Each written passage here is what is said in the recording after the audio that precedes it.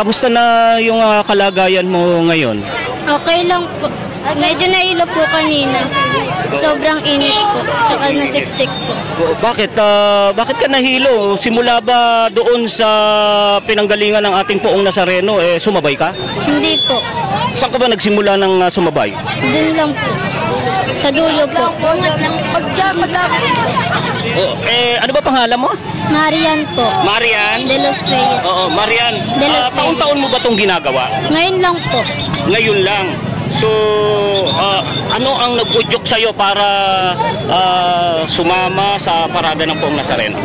Para po sa kaligtasan ng pamilya at sa pananalangin po. Lakas mo? Para po sa pananalangin po. Meron ka bang kahilingan sa Poong Nazareno kung bakit ka sumasama at sinimulan mo itong taon na ito?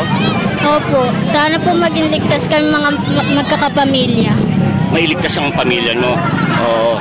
So, ikaw ba ay nag-aaral? Opo. Anong year ka na? Second year po. Sa ngayon, naranasan mo na maglakad, na nakapaa, nahilo ka, at sa mga darating pang piyesta ng ating Poong Nazareno, gagawin mo pa ba ito? Opo. Oo. Dahil? Dun sa pananalangin po. Yun lang po yung niling ko sa Nazareno. So, taon-taon mo nang gagawin ito ngayon na ikaw ay sasama. Pero kakayanin mo ba na simulan kung saan nagsimula ang parada ng Poong Nazareno? Kakayanin ba? Kakayanin po. Kakayanin po. So sa ngayon, ano ba ang pakiramdam mo ngayon?